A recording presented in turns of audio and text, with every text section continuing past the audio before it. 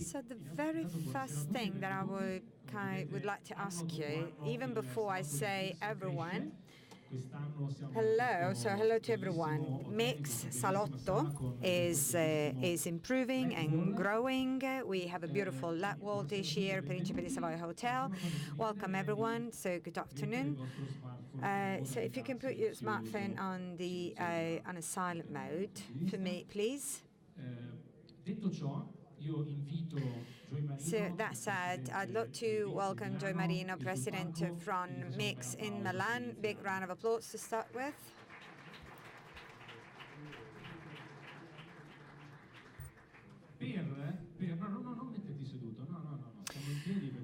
We're all standing, actually, because then we'll leave the floor to Quintarelli before we start. In the next few minutes, we're also giving the opportunity for all of those standing people over there, back there, while they're trying to take their seat. There's still some free seat to be taken here so that you can be more engaged.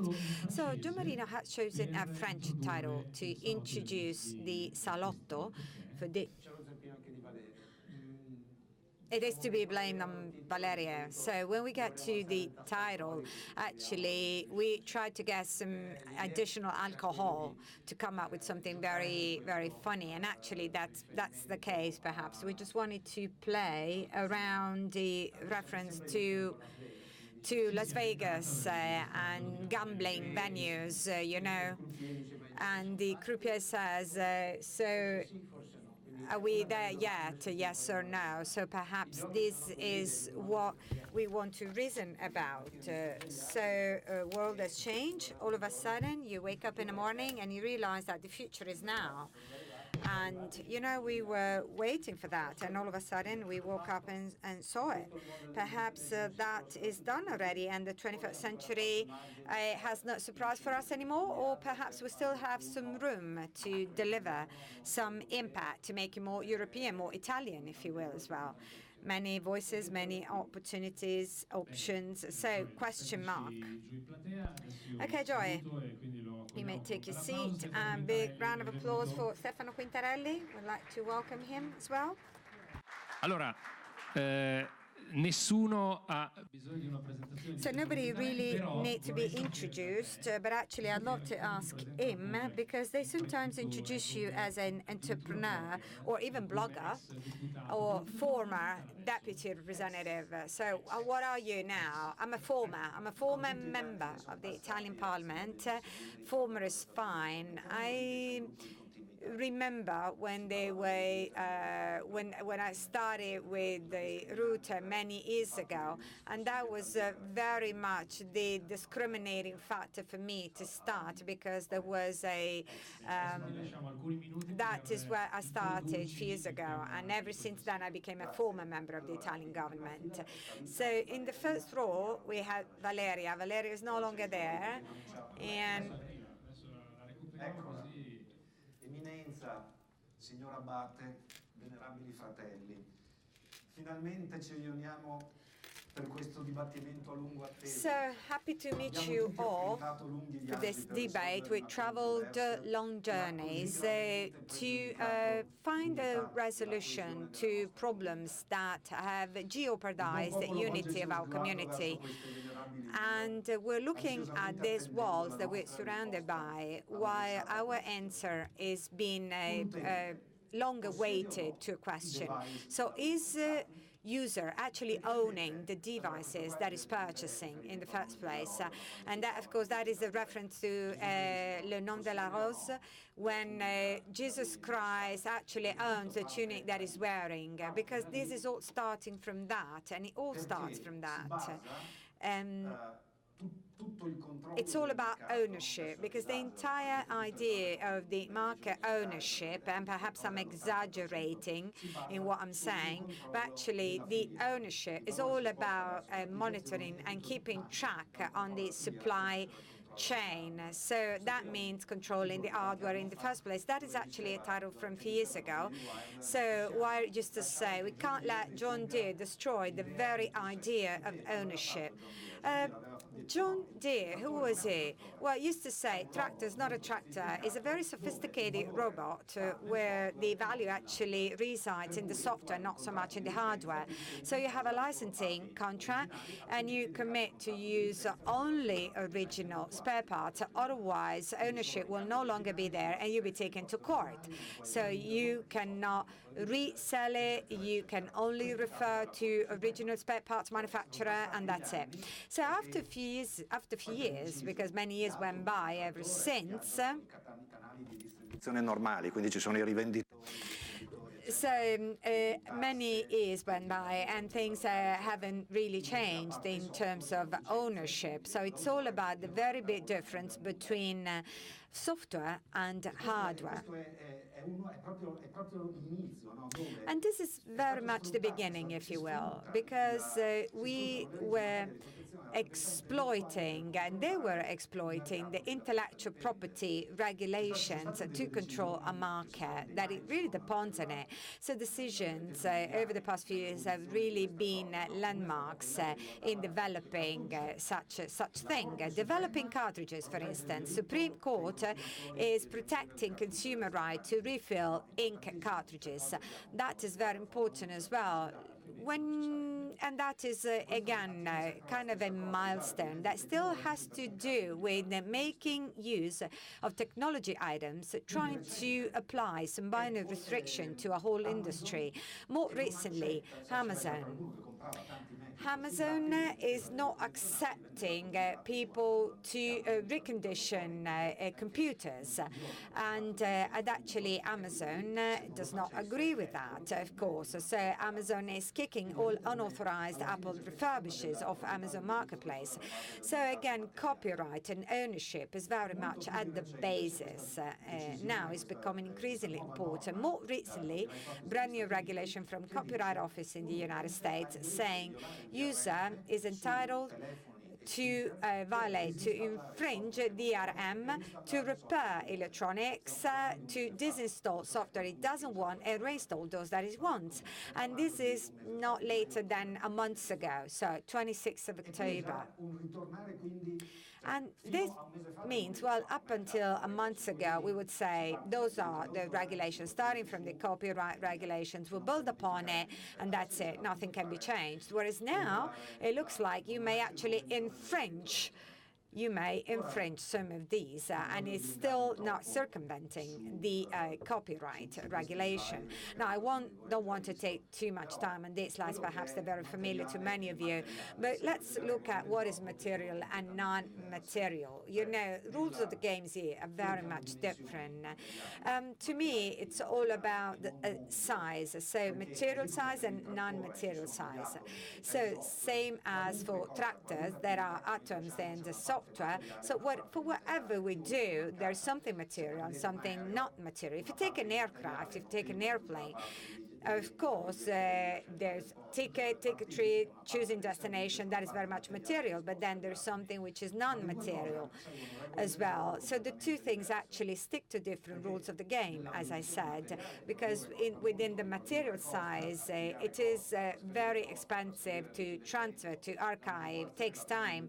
Manipulation's being done by human beings working those 8 hours, working hours, while some people work a little bit more. Whereas in the non-material, it costs very much to come up with the very first prototype, and then everything else has no price when you archive, when you transfer. It doesn't require for extra time. Manipulation has been done by machine working around the clock all year round. So this is very, very, there's a huge difference there. And think about news online versus magazines, online poker versus playing cards, these kind of things. So I could actually come up with many different examples. Think about Brembo manufacturing discs, brakes, Of course, everything sits on their R&D, but there's also some immaterial bit to it. As I said, again, so these are completely rules of the game that we stick to. So the private property, for instance, is based on legal regulation, which have to do with livery and excludability. So it's either mine or it's Valeria's, and if Joe is coming in and it gets, let's say, it removes from us, then it is no longer mine and no longer Valeria's. When it comes to intangible, immaterial goods, it's something that does not actually abide to the two latter regulations which I mentioned. When it comes to rivalry, of course, we can mimic if we centralize everything. Think about banks. They allow users to have access to data because they control access in a very strict manner. And if we carry on through cryptography, of course, many steps forward will be made, and perhaps we will actually be back to these two items also in the immaterial world, not so much in blockchains, but in something else that I will touch base later.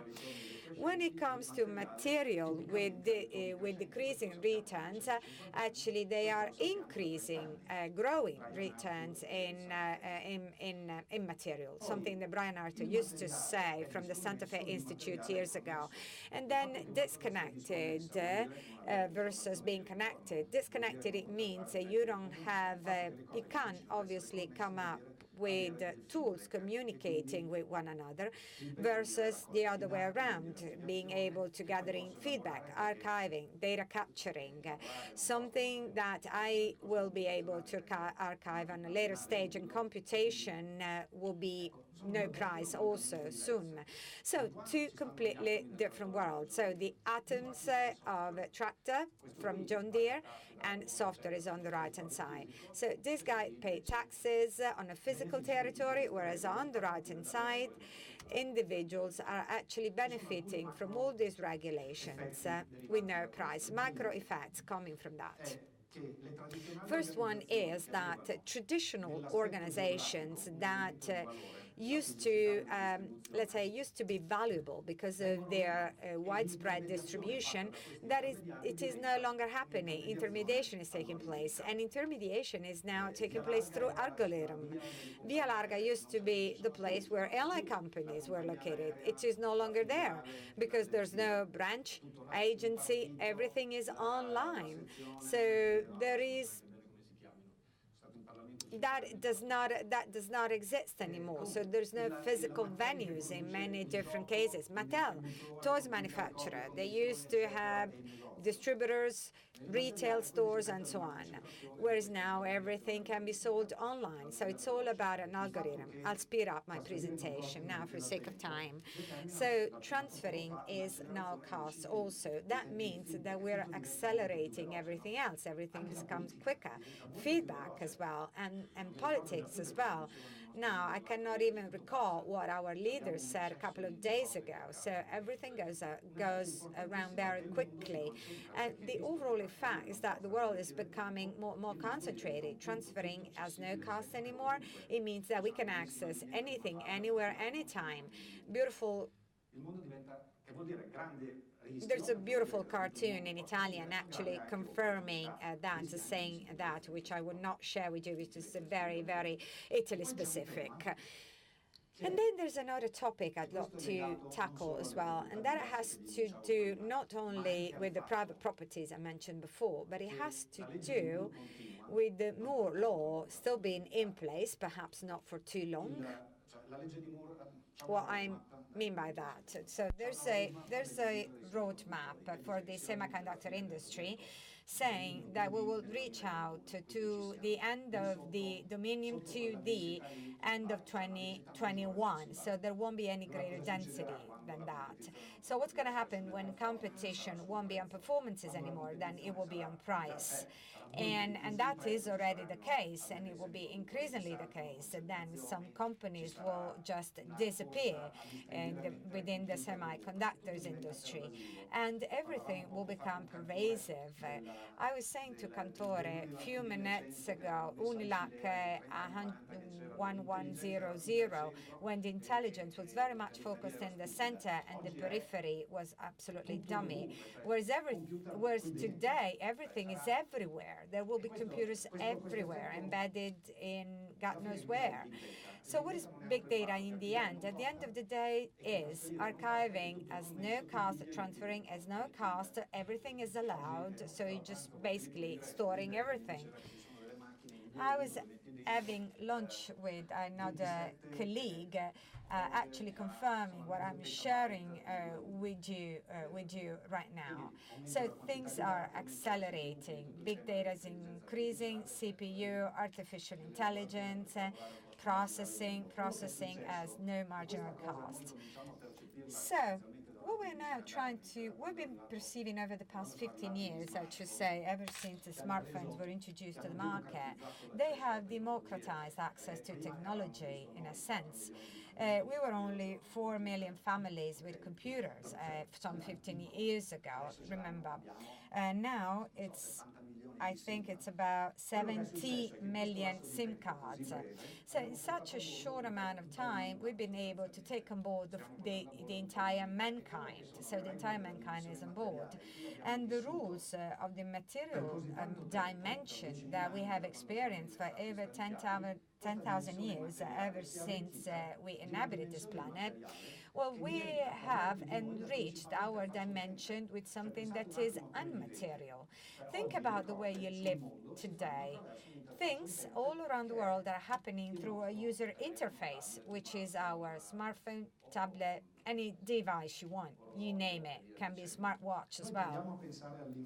So we tend to consider IT as an enabler, and we were actually grown as such. IT was enabling things to happen, but thanks to control based on copyright principles, remember my very first slide today, so either you have it or not, the device you just purchased, well, IT, the platform intermediaries, they've become true intermediaries, and that is the state today. So thinking about network neutrality, we spoke extensively about it. So those who control a resource shall never manipulate the trend so to favor one or the other, so to alter the rules of the market. So, and why do we keep talking through network neutrality and we never tackle people controlling operations and operating systems? Because when we say that transfer has no cost and archiving has no cost and browser fingerprinting and you name it, all these digital breadcrumbs that we leave behind are being taken, captured and analyzed, and there is somebody that is actually developing a business model out of that discrimination and is even becoming successful because you have switching costs which are very high. So because switching costs are very high and you don't want to shift to another system so easily, it makes it possible for operators to become monopoly owners. So monopoly, it means that I'm the only one selling. Monopsony means I'm the only one buying. So in other terms, if you want to sell something, you have to be on Amazon. If you want to sell something, you have to be on Amazon likewise. I believe I raised the topic quite enough, but from my perspective, and that cannot be denied in my view, these intermediaries have become gatekeepers as they control our access to our immaterial dimension. Gatekeepers, we consider them to be in computers, but soon they will not be computers. In 2021, Semiconductor Industry Association will end domain 2D, and at that point, rush over to pervasiveness, as we've never seen before, will take place. We already started to interact with our data and applications already, and then there's some people like myself having certain ideas. But let's say that the average person will be what it's been distributed to everybody through the standard devices.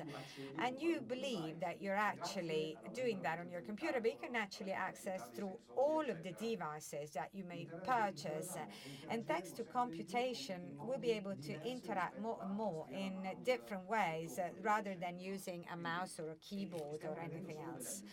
And this is just something that we're observing some warnings about it. Microphones and speakers will be everywhere. Nowadays, well, I'm speaking about something that is out there, not something that I just think about. So there are people controlling light bulbs through apps on smartphone. Nothing changed, nothing weird about it. But if you know about Google Trend, if you still don't know, go take a look at it. The bottom line, the idea is to have a meshed Wi-Fi to connect low cost, and they've come up with a consortium such as Android has made. And this very thing, it means that you have your light bulb in your house, and it tells you, it asks you what you want to pair it with. So you develop your cluster, and that switch will turn on your light bulb. And again, I know this is already happening. I know people who have already applied this. So all of these hubs, self-configuring hubs, will of course have microphone speakers, embedded cameras as well. Cameras we shall not consider in the optical sense. You don't need to look at a face to recognize a person. So the size and the movement will be enough. And through Gateway, we'll see whether or not Gateway will be there, and this will change rules a lot, will allow or will not allow access to our application services and so on. This is what we expect. So just single option amongst the different vendors, suppliers, that is the big question mark that is still out there. For us to access all of that, of course, the key element will be the recognition, the ID recognition.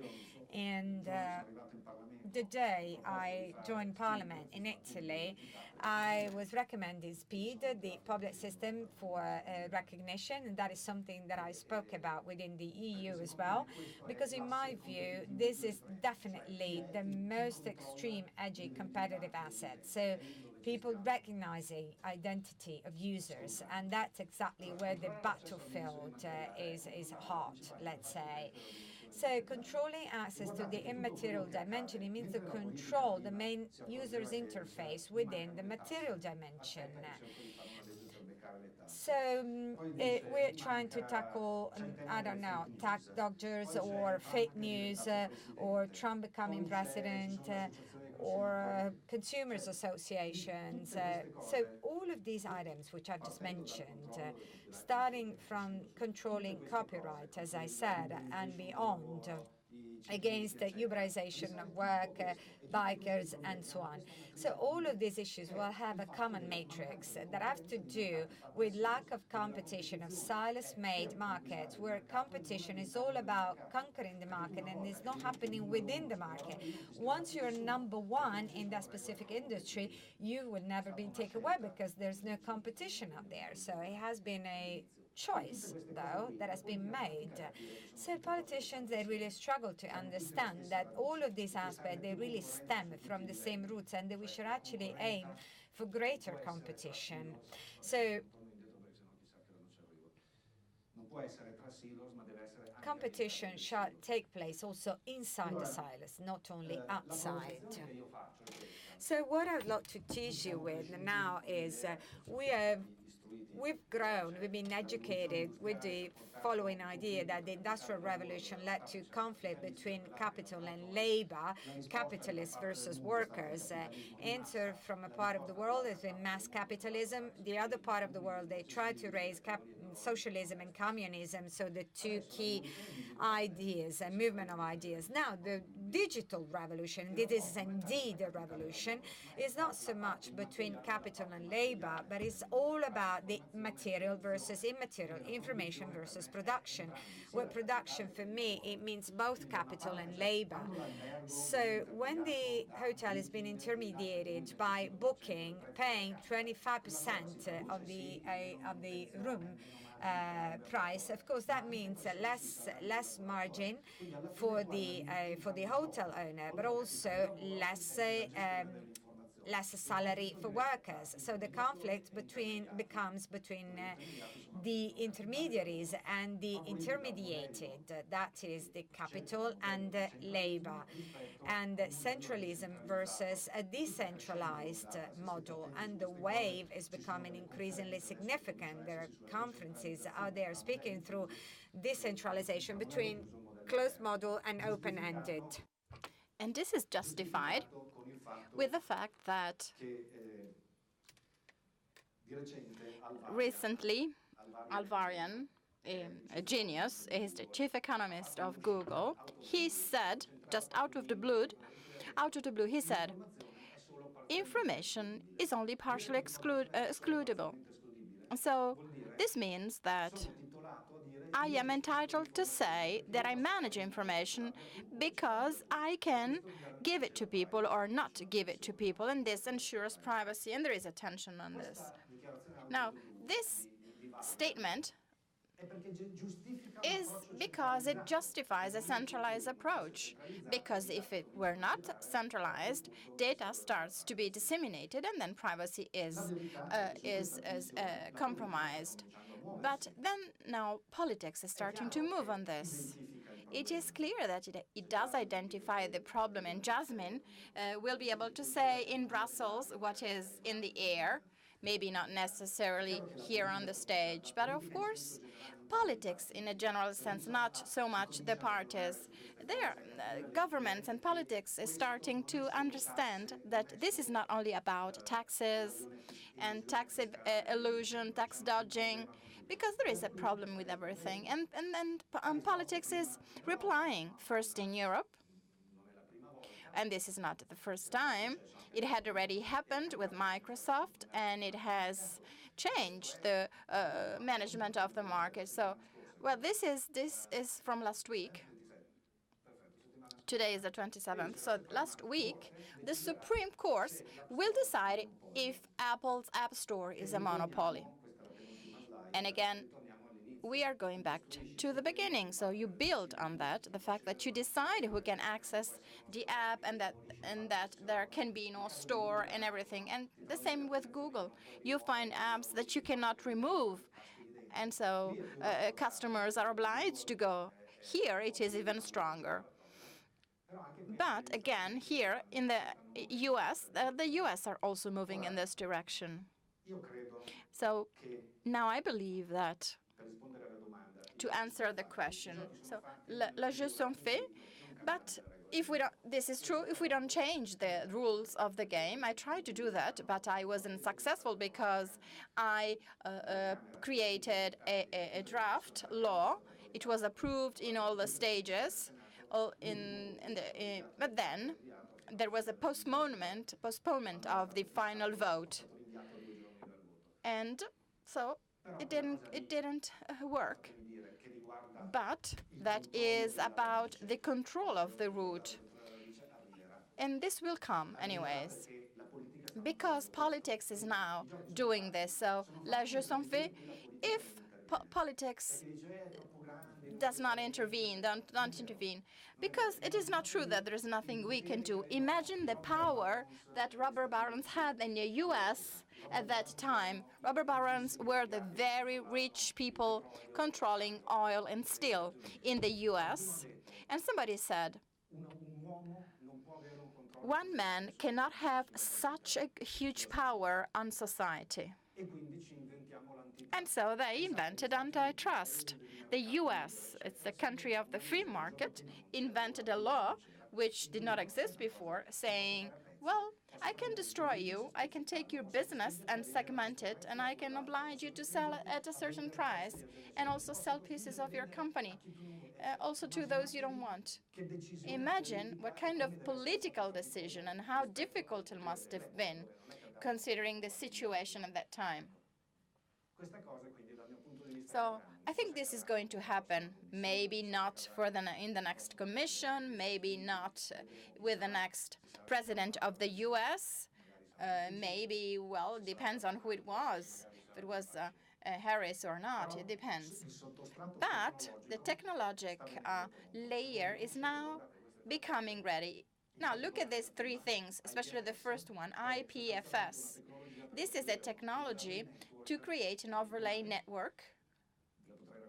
Well, I could tell you more about this, but anyway, based on cryptography technologies, so that this information has the same characteristics of property, of ownership, so people could actually own their data without having to entrust them to someone else who will let you use data.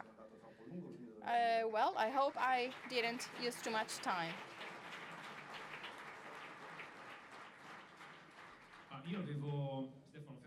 Stefano, please stay here. This is your place here. Now, in my tablet, I had a slide saying that you still had 5 minutes, but I didn't want to show it to you because I think that it was all very interesting. Now I'm going to introduce to you all the guests. Now, starting from, since she was mentioned, from Brussels, Jasmine Battista, she's head of e-commerce sector in the European Commission.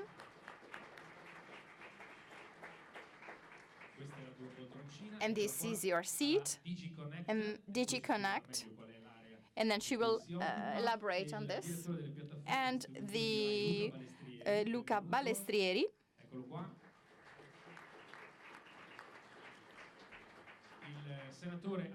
Senator Andrea Cioffi, Undersecretary of the Ministry of Economic Development, and Joe Marino. We have already seen him sometimes.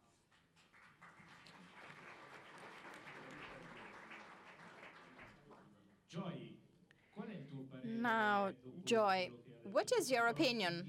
Well, actually, since you actually asked the question, so if the jeux sont, fait or not, what is your opinion? Well, I guess we still have hope. I don't think that the legal way is the only way, but there is still hope, especially if people are aware that the world in which we have to live is not exactly the one we found when we woke up one day. Let's see. Jasmine, one of the issues, one of the things is, if it is true, and if we agree on the fact that we can still change, one thing is, if we are able as Europeans, and I hope we all agree on this, because the minimal size to change the rules is the European one. We cannot think to face China and the US just from single nations. I think that this is not viable. We need to try and speak at least from a European perspective, but of course we can talk about this. Now, in Europe, what are people trying to do to try and change the rules of the game? Well, Stefano has already mentioned many things that have already been done. So the mix of a beginning of regulation with a proposal of a regulation looking at platforms and the way they act and work with the other companies, but with a mix of other things like the antitrust control and control on how state aid is given, like GAFI. So I think that there is a raising awareness about the importance of these intermediaries. We have our policy is pro-platforms because they enable the texture of SMEs. We call it the backbone of our economy, and this is really fundamental. Because platforms have this role to connect. But again, we also need to ensure that they do not abuse of their privileged position, because they have data and a lot of information, and operators and consumers and everyone and others don't have all of this information. So the mix with which we are trying to work is, yes, of course, regulations, but also trying to protect innovation. So a small first step, very shy, towards this sector, because of course we don't want to stop innovation. What Stefano said, with the antitrust regulations, everything changed on the market. And I think that it's the market itself which can change everything from overnight. Because with one idea, we see that the market has completely different sizes. A new operator, if we compare today with 10 years ago, when there were no smartphones, when these 20-year-old entrepreneurs did not exist, well, then I think that it is important to focus on the market. But of course, I think that also the market itself will be able to change, and also the very important role of platforms. I think that it is not so to be taken for granted, because with innovation and new technologies, blockchain and other systems, where each user could be connected by themselves, actually the role of intermediaries might cease in its importance. So we try to make a first step in regulations, but also control in terms of a abuse of dominant position. So taking advantage of such a position on the market, but it is also important to let the market go its own way, and the best would win. Anyways, you are working on regulations, focusing on platforms, and we are going to talk about this because it's interesting to know about the European perspective. I would like to ask Mr. Cioffi.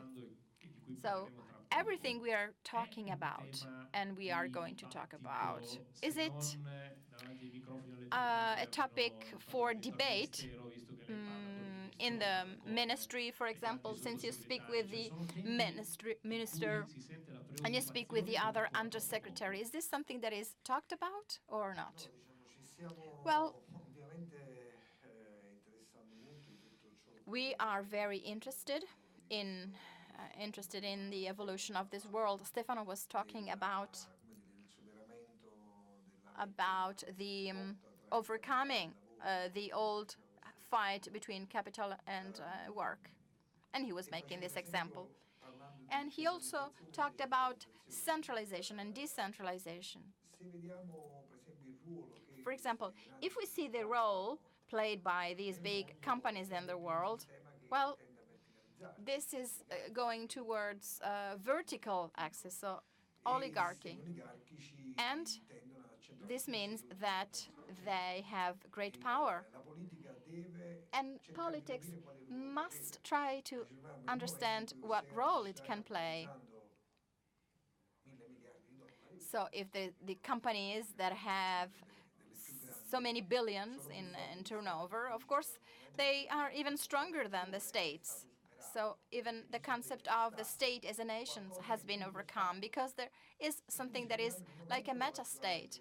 And so we are in a very complex period, because the big states intervening in this game, we know that it's the US and China in different ways. And if Europe wants to play a role, it must start to be Europe.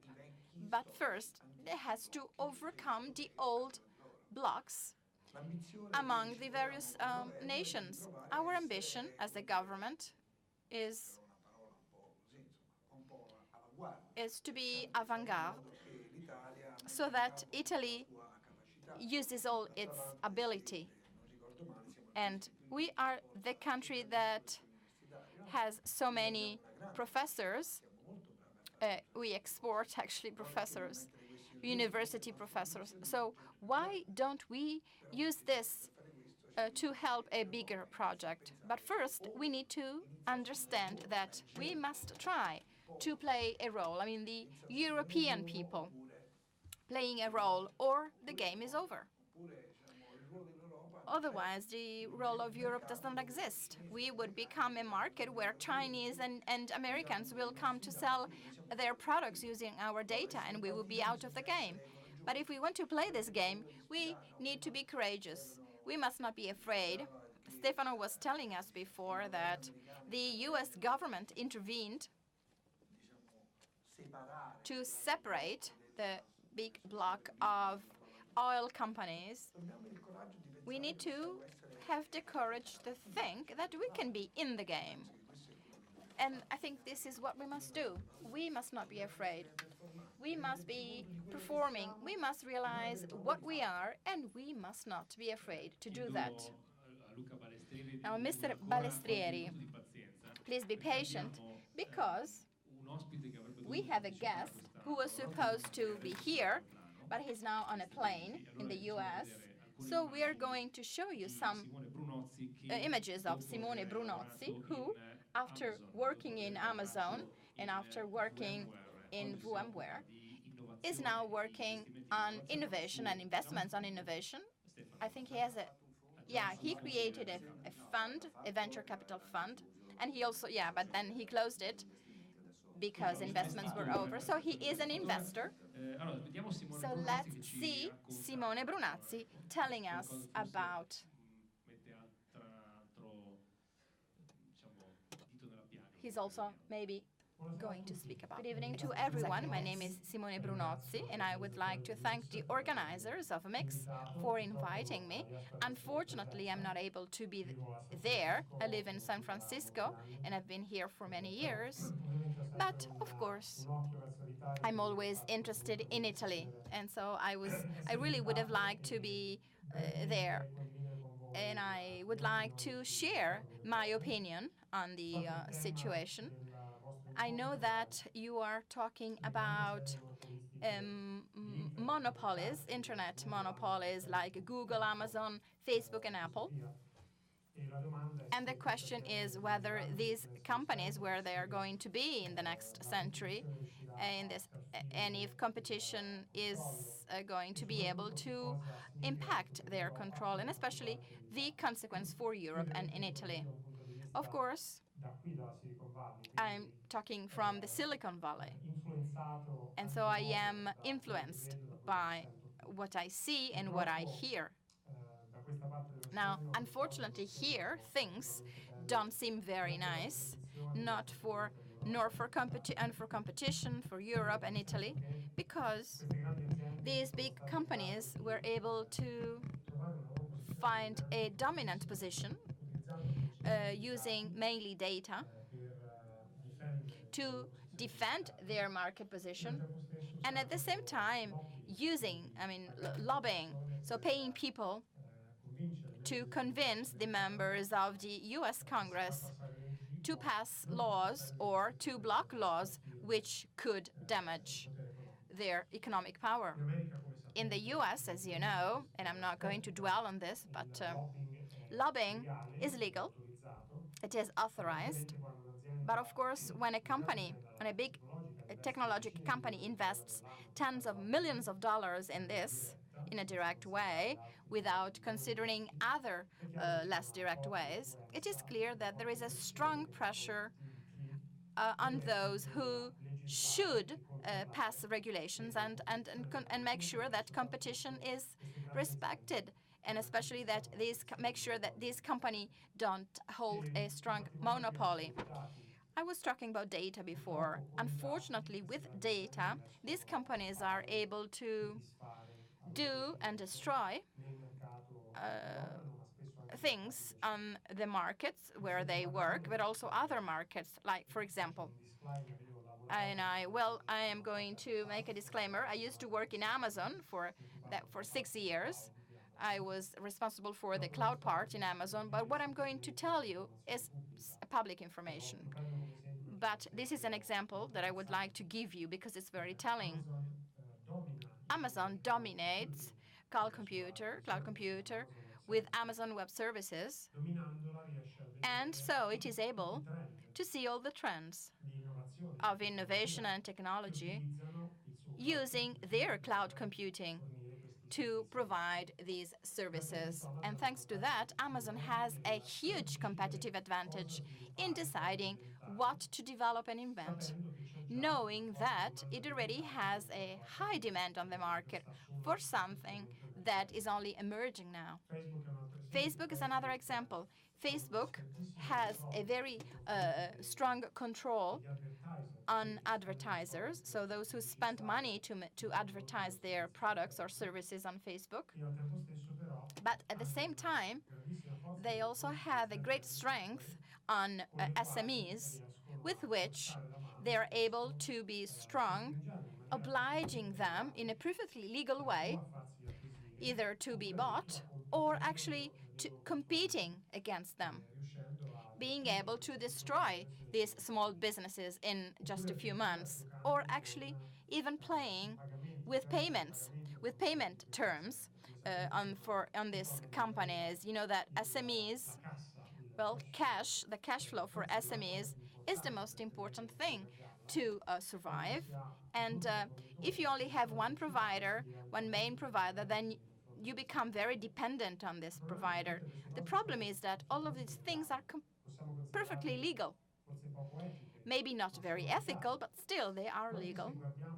And also, even if we look at other examples which might seem like this, like ethical, like Amazon just a few weeks ago said that it wanted to increase the minimum wage, our wage, to $15 an hour, where in most of the states today, in the United States, this is between $8 and $10 an hour.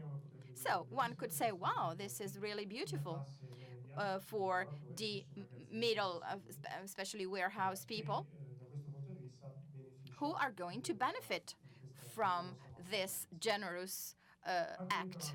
But somebody said, well, this is something that then obliges all Amazon's competitors to increase this wage, including Walmart. And so this means that over the long term, Amazon will have a competitive advantage that is even stronger for companies that are already established but don't have its technological innovation, or companies which want to create new work. So I want to be short because I know there are other people that are going to speak about more interesting things. But I think that the situation seen from here, from the Silicon Valley, is not really beautiful. And hope is in Europe, and in Italy, of course, but especially in Europe, where the mix of the governments focusing on privacy and competition and right of consumers, this is much higher than here in the US. This might lead to regulations or attacks on monopolies in the next few years, and I'm sure that other people will speak about this today. So this is the end of my speech. Thank you again for inviting me, although I cannot be there in presence. And I hope that I will be able to see you personally another time. Have a nice evening. Well, actually, we'll be speaking through that in the next few minutes, not really hours. Now, we leave the floor to next speakers. Recently, I've come across this piece of news. French Parliament has decided to make use on their computers the quant browsing system. Could that be a way, Stefano, so making decision like it happens in the Huawei operating system, that won't be adopted. Yeah, but actually that doesn't change a thing in the market. It's not about the browsing, it's not about the browser, it's anything that is behind it. It's the network management above all. Analytics. And analytics and mail as a login system. Yeah, but if all 4 European countries would do that, well, that doesn't change a thing, as I said.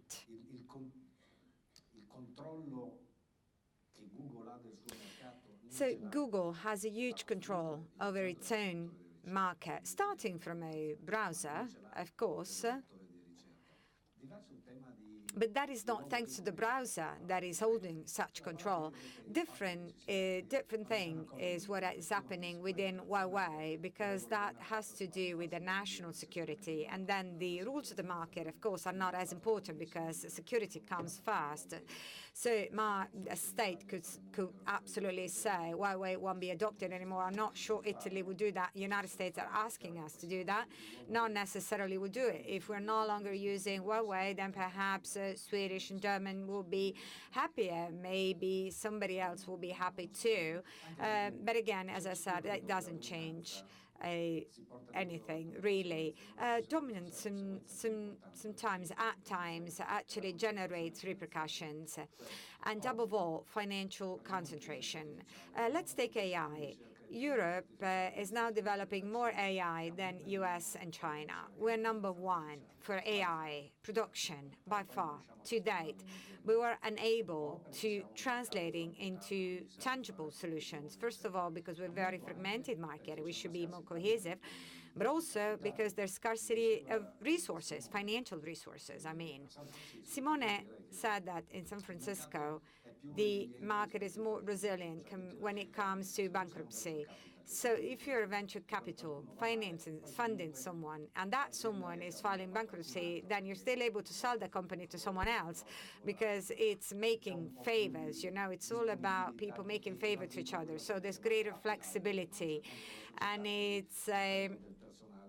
and also, you actually happen to get resources altogether, which are perhaps very smart resources. And that is another topic. But if you look at the size of the investment overall, San Francisco is as valuable as Europe. Well, even more, actually. It's even more, actually. Yes, you're right. Greater than that. And when it comes to the financial dimension, we do a lot of research in Europe. And then, of course, we sell when there's greater money, when there's greater money and financial resources overall. This is something that we should look at as well. So Brunozzi mentioned the lobbying, which is not to be neglected, in my view. Senator Cioffi and Jasmine Battista, I would like to ask you both. So is that something that you hear about within the parliament or at governmental level? Yes or no? Well, when they come to you, well, actually, they don't come to me because they know what my view is around it. So everything that has to do with the public common good, of course, everybody's welcome. When plain interest and private, then it's not very welcome. And I'm very explicit and very straightforward when I say what I think. Our main topic is to protect the collective and common good and community good. You mentioned cloud, you mentioned Amazon earlier. Well, it's been mentioned here. So amongst the different things that the governments do accomplish, they're also considering to actually go for a national cloud. Can you expand on that? Well, there are a few things that we're currently working on. We're currently considering to deploy resources to work on innovation a bit more, which means to just run challenges as it happens in Korea and other parts of the world, or perhaps to contract. Let me just make an example, because I love example. I think examples can be significant. Let's say we need to fix a problem for aqueduct where there was water flowing and there were some pollutants, some chemicals in it. First thing that came to mind was to analyze the water and keep that under control, to check for pollutants. So we run a tender, and actually the problem would then be fixed by an ethologist. So developing a full ecosystem. So fish, it was very sensitive, certain fish, it was very sensitive to pollutants, would change its behavior when pollutants were there. So by observing behavior of that or that fish of that other fish in a very effective way, you can double check whether there were pollutants in the water. So that is an example of how you can contract awkward people, awkward individuals that you would never expect to fix your problem. And maybe that can be the case. Your problem can be fixed by somebody in Pantelleria that you would never expect they could. fix your problems. You know, it's all about deploying intelligence, whether the intelligence comes from South Africa, Korea, or Italy.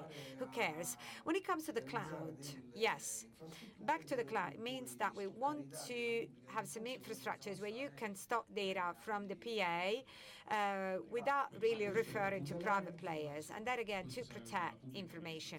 But that is for the sake of public administration as well as for enterprises. If companies want to protect their information in a cloud, because perhaps that can be even applied to a computational system such as Cineca is doing. For not too long they've started to do that, and it's not forbidden. Actually, Italy can also join into this topic as well, which is another way, another battlefield for many companies. So we were talking through the superpowers of the over-the-tops.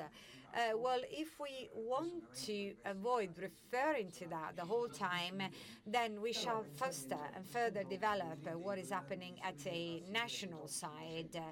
And actually, if you take a look at back to the computational abilities, Americans and Chinese, they tend to be monopolists.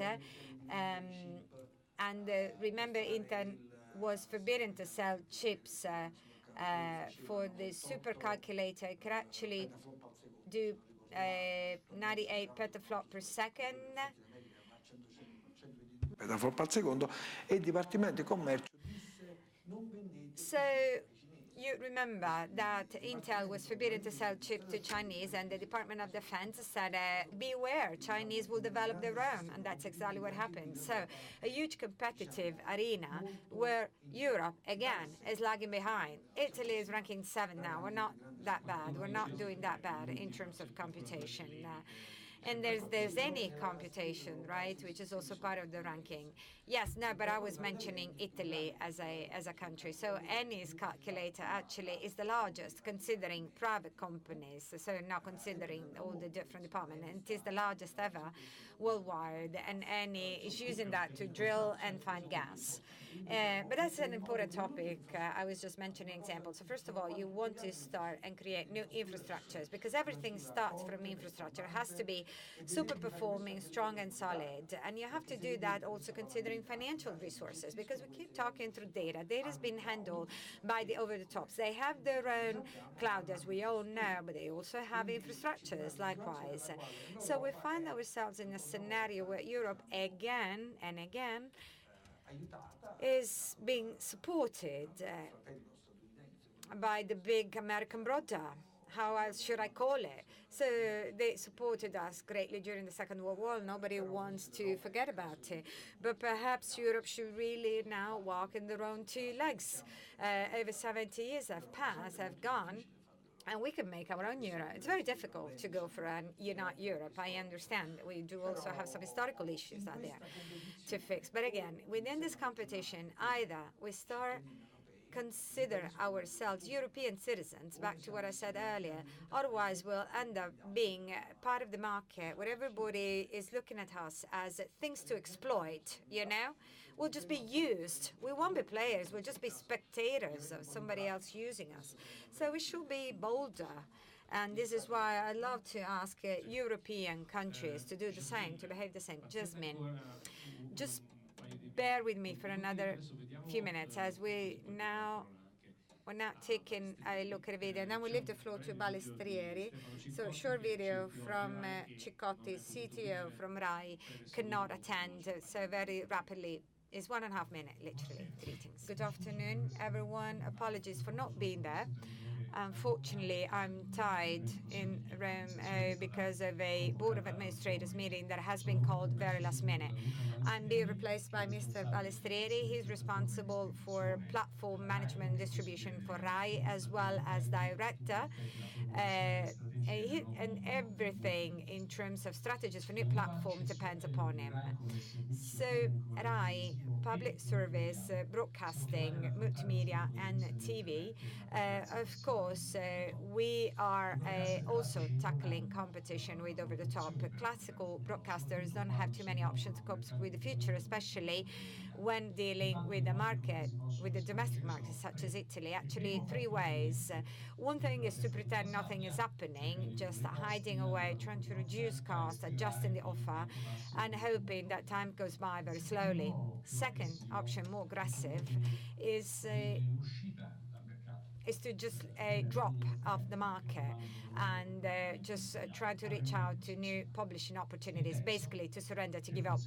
Third, which is perhaps the serious one, is to invest more aggressively into new platforms and innovation, create new contents and new ways to interact with the audience, with TV viewers, and then, if it's possible, also to have a kind of a joint venture when it comes to fix the problems, structural problems in our country, still impacting the quality of TV that is being made today. Of course, RAI has chosen to go for the third way because it's delivering a 100% service to 100% of the entire Italian population with a broad offer, with the same quality of service throughout. And that is the purpose, that's the objective that we have in mind. We have a new model in place. We have a traditional DTT platform, the satellite as well as the broadband.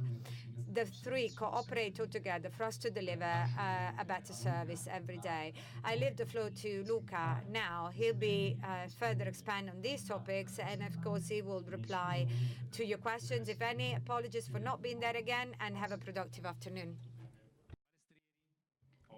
Balestrieri. Good thing that Ciccotti works in RAI, because I could have said something about the quality of the video, but I guess it's not his fault. What is meant by saying maybe they well, because things never work. When Ciccotti says creating new content, and then we'll talk about the interaction with the spectators and customers and consumers, what is meant by this? I think he means that you need to choose innovation. And the same goes for developing new ways of consuming and relationship with users. Now, talking about innovation means considering the other part of the problem which has been tackled up to now. That is to say, industrial strategy of the whole country. Now, with intelligence on the new elements, as Mr. Quintarelli said, well, told us how it is possible to organize competition on the market. The new criteria to create tools to regulate the market. Of course, all of this works if together at the same time the market is able to create industrial structures able to be there. And RAI, as a public service, is in the sector of audio and visual, which is inside the digital ecosystem. It is not in the heart of the transformations we have talked, but it is part of it, so it can give a contribution to the creation of a strengthening of the industrial structure of the country, because we all have a very important deadline, the 5G, which we can also interpret as a great challenge to create, well, actually, to industrialize service processes, to create processes and actually segments for services that is in line with the criteria. So audiovisuals plays a role for augmented reality and for a whole series of innovative elements. But what I want to say is, as the Undersecretary rightly said, when he said that the country has to have infrastructures able to ensure autonomy. And this is the other part of this issue I was talking about. So services, infrastructures, connected within a country system, of course also Europe, not only Italy, so the whole European system.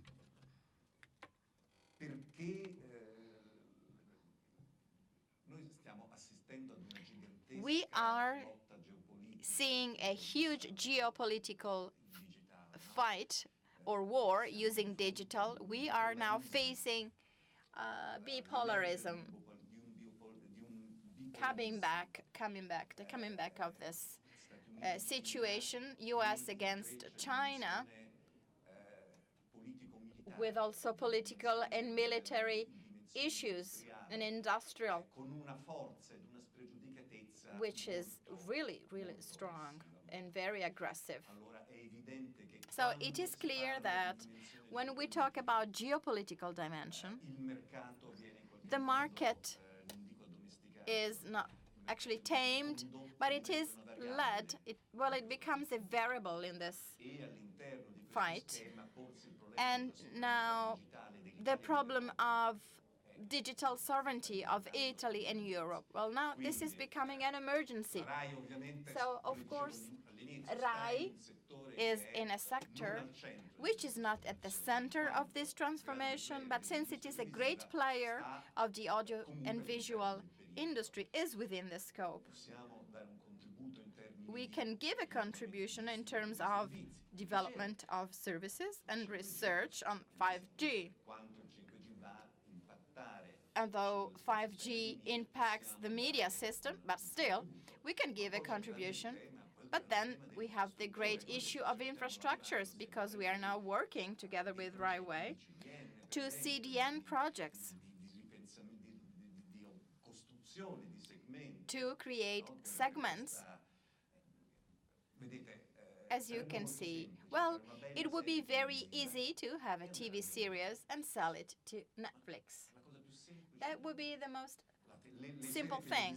Now, TV series, well, I don't even know if this is simple, because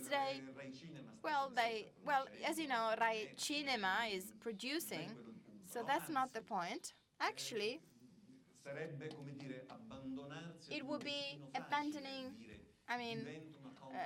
it would be like becoming a content company. So I produce some movies, many formats. I take the challenge of internationalization, and I am a provider of content in a world where consumers and collecting its data and exploiting its data, well, this is done by Amazon or Netflix. This is easy, yes, but in the end, it would be self-destructive, because contents and service and platform are things that need to be designed in a very integrated way. Well, now a question on innovation, because innovation is important.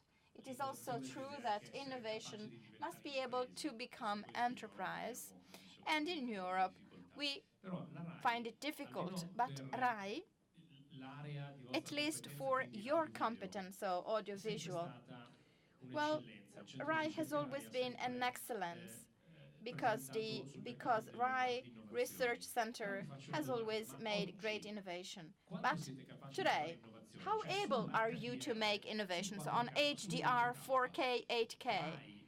RAI or RAI together with the other European broadcasters. So are you able to have a say? Are you able to be innovative or not? Well, we try to do that. For example, you know that in Europe,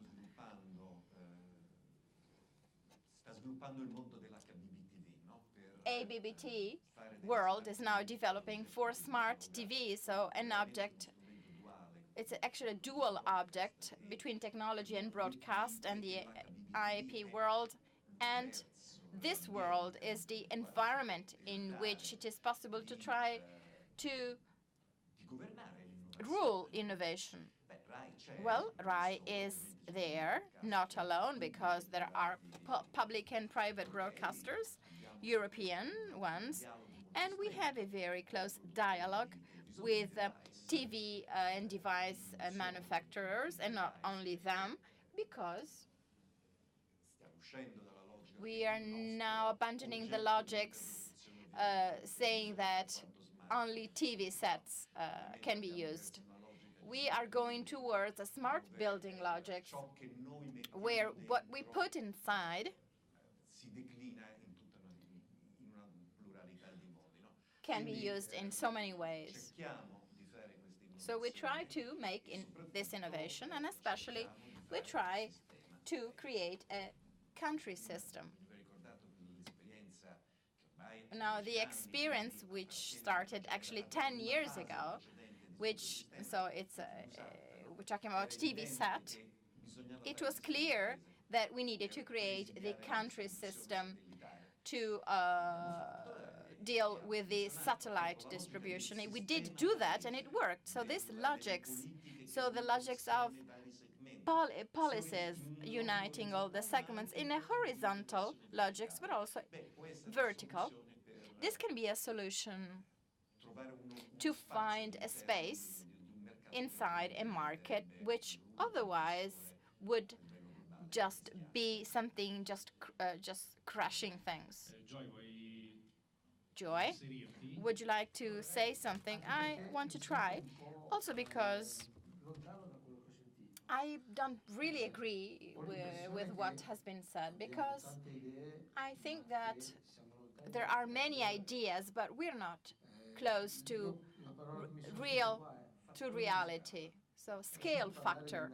When I hear about market and country system or national sovereignty in digital, let's the market do things. Well, I'm concerned then, because if this is really what we think, then really game is over.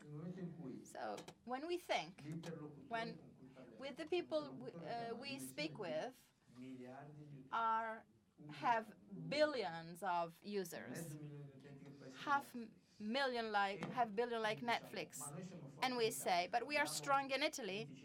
We have 25, 30 million users. Well, no, then there's no hope. Not because it's 10 times bigger. It is 100 times more powerful.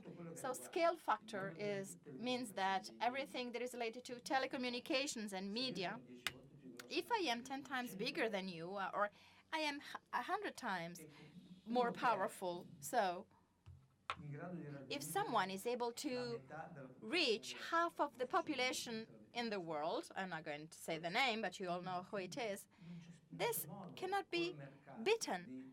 There is no way on the market to balance this entity. So when I heard Simone saying, you need to be careful because they have lobbies, they're really great, because just by inertia they're great, because, and I was talking about this out of this room. When Google was born, it said,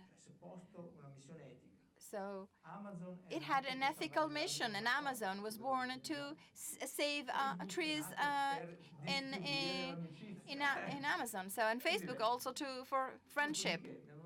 So, but if someone gets bigger and bigger, it wins because it is efficient. Because so lobbying is meant when I lobby, when I want to be efficient, because I have a huge machine and I need it to protect it from regulation. So the market no longer exists.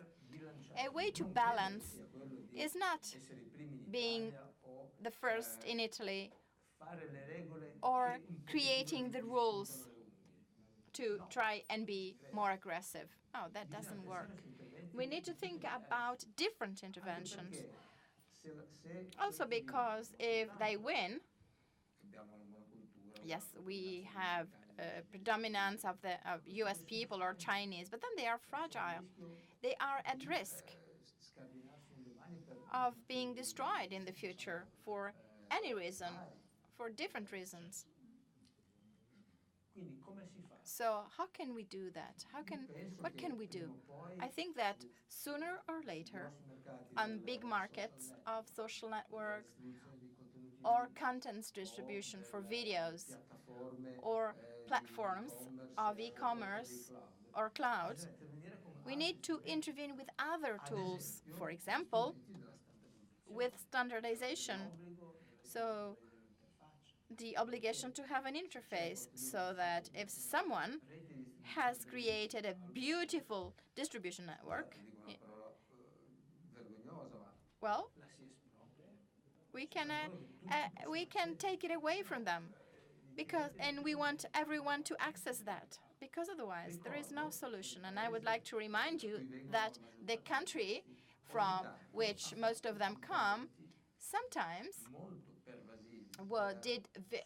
made very pervasive interventions to recreate a market, because when there is a monopoly in media sectors and in telecommunications, it is not possible to solve things. In 1972, somebody said AT&T, that's it. You should become many national companies and one for long distance. And this was a way to reopen the market for telecommunications, and this is how our industry was born. So one solution, as Stefano said, remember that antitrust exists. No, I guess not. I gave an example before to say how the antitrust was born. I am convinced that antitrust regulations are not enough. I believe that politics must think of something else. As they are, you can simply make small changes, but you're not able to be effective, because if you grow 20-30% every year, I mean, what do you care if you take a fine, if you get a fine for things 6 years before? You have conquered a position, and after you have conquered it, it is possible for them to take it away from you. I don't think that antitrust rules are enough.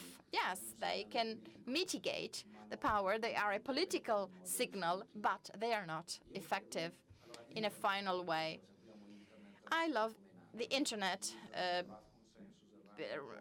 roaming code, ATFs, were defining standards, and people used to do clients and service. I'm not talking about the internet of silences, so based on protocols and interoperability. We need to go back there. We need to go back to protocols and interoperability. Yes, and under certain conditions, the authority could do something, but it's really complicated. I don't think, if I must be frank, I think that some things will happen. Also, in terms of juridical effects, there can be black swans, and so some things will happen and might happen, not final, but they might be impactful. What is happening to Facebook now in the US? I mean, who could have imagined that about Cambridge Analytica or things like that? There will be consequences, but I believe that the structural solution, so going towards competition based on portability of the profile, and we have this in the GDPR, which cannot go beyond that. Interoperability, which is not in the regulations, because portability without interoperability means taking your data to a desert island. Well, I think that these things will happen not so much in Europe, but in the US, because it's very difficult to make regulations in Europe, because the real problem, actually one problem of Europe, well, don't you think that everyone doesn't know how to do things on taxes? Everyone knows that, but then there are 3 countries, and I'm not going to make any name, but there are 3 countries representing very, very few people in the population taking advantage of that. And if you want to have everyone agreeing on things, you cannot do that. I think we will have surprises from the US, because the US always find reasons to do things than can teach things to other people. È vero che gli Stati Uniti It is also true that United States are more and more considering Chinese on the other side. And we're not talking through Chinese of 20 years ago. So before dismantling Facebook and Google, well, actually, that could be a very good reason why the United States should react. Because when faced with 2 blockbusters, Chinese and Americans, where Chinese is becoming bigger, then the rules should never allow anybody to become this big. Okay, I understand that. Let me hear from Jasmine. Europe has been mentioned a lot, and I'd love to hear from you. What is the weight of lobbying? Don't tell me that there's no lobbying in Brussels.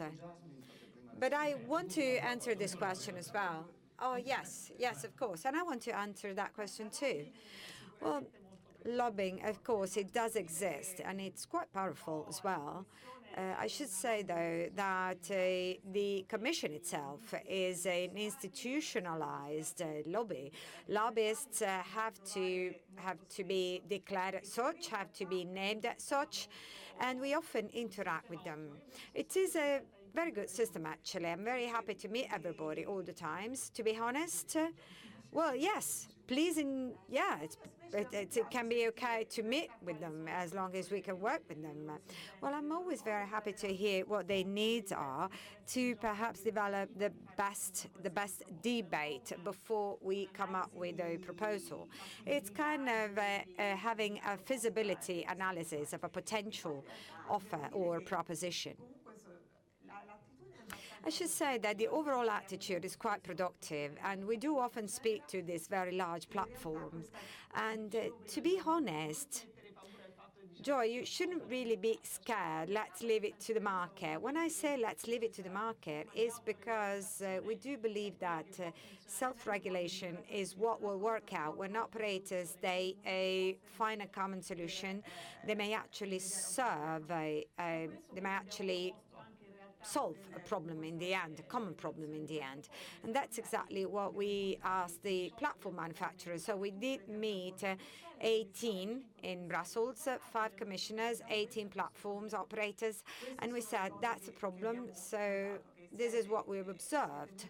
You know, you're very important, we understand that, but there are some behaviors out there on the market which are not fully transparent, and they do not ensure, they do not allow a small enterprise to interact normally with you, because you have the final word, and we can't sue you, we can't litigate in court because I'm so small that you will always decide upon my fate. And then you say, we meet in Palo Alto, and of course I cannot bear those costs in the first place.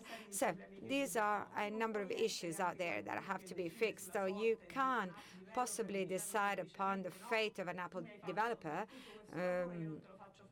And you know, you've done all of this work, and it will not run on my platform because that is my decision. So you have to provide some transparent motivations for that. So the bottom line is that either you do it or we do it. So we couldn't reach out to a decision. So in the end, we did make a decision ourselves in Brussels, trying to deploy some regulation. And what did you do? What did you do? Well, we did pass a regulation.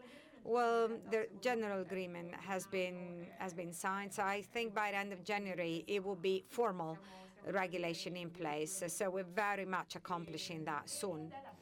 And that is very much the very first, I would say, Europe-wide.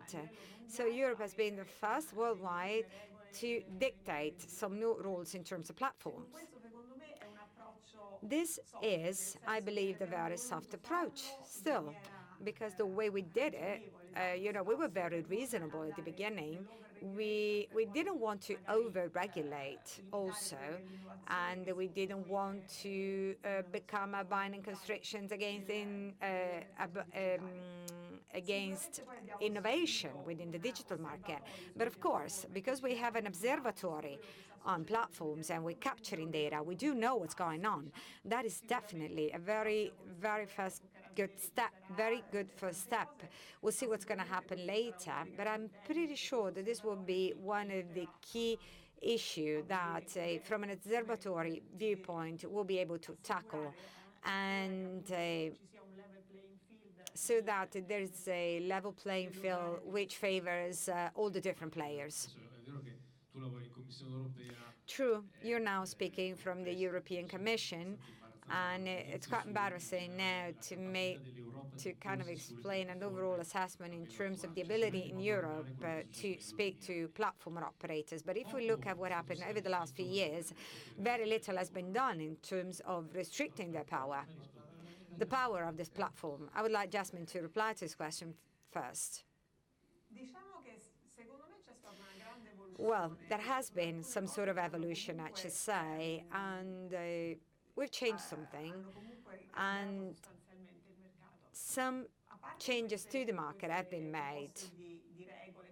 On top of this regulation a priori that we're trying to have to deploy and have in place, and that's not the only one. We have a new deal for consumer as well. Within the consumer's context, some specific rules have been, let's say, imposed to platforms so that they won't favor some products in specific against other manufacturers' products. And this is also taking place following an investigation from the European Commission, because some products actually had been favored on some marketplaces. And this is still ongoing, by the way. But again, this is something that we tackled. There have been also many different decisions being taken with competition. I agree with Stefano. Competition is the best system we currently have in place to have a voice, to give a voice.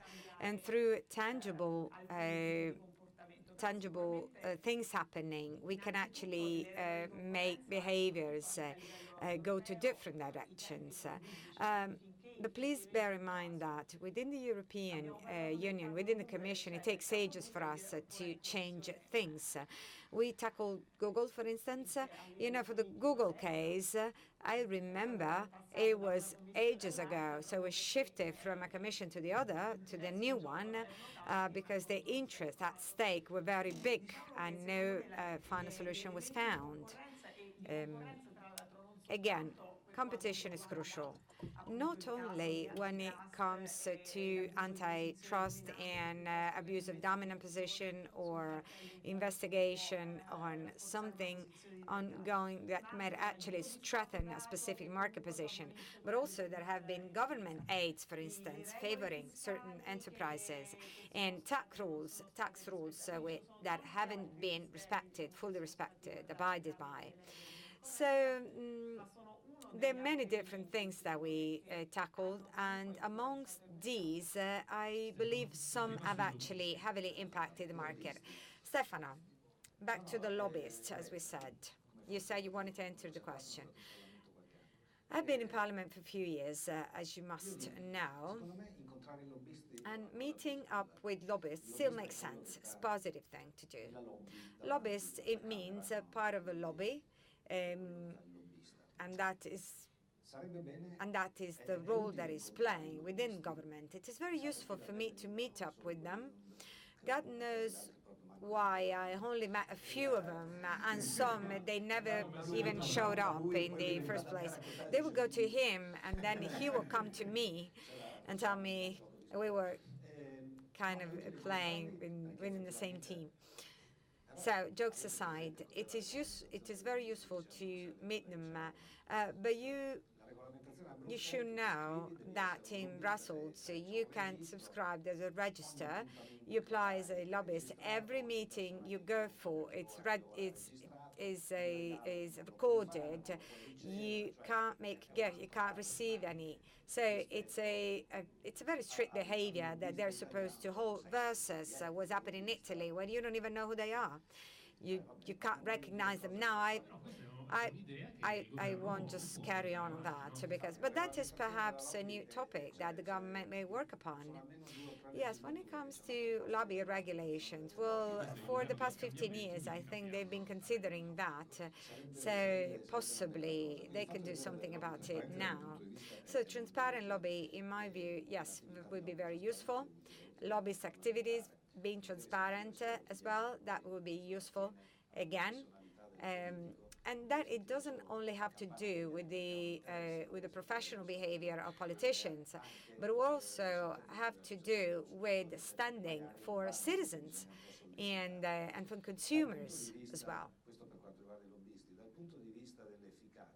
When it comes to effectiveness or efficacy overall, you know, I'm part of many different mailing lists.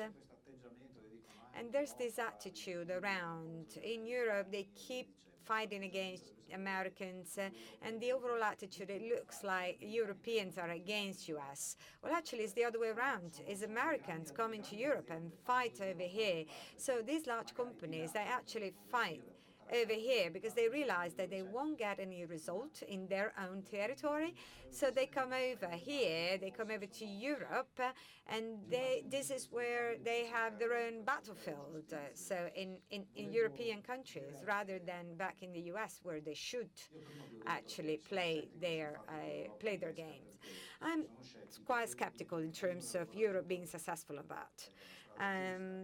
For sure, what we're doing now is the right way to behave, because once you develop regulations, then you have to apply it. Different from a directive that has a very long journey to go through. Also, regulation is way more technical versus directive, so I'm happy with regulations. And also, we should tackle unanimity as well, unanimous opinion. There are some countries that will never reach out to unanimous opinion because, of course, they will still stand for their own interest. And if I'm allowed to open another bracket, well, it is more than... It makes sense that Luxembourg is trying to play their own, according to their own interests. I think it makes sense. If Europe has the same ability to take initiative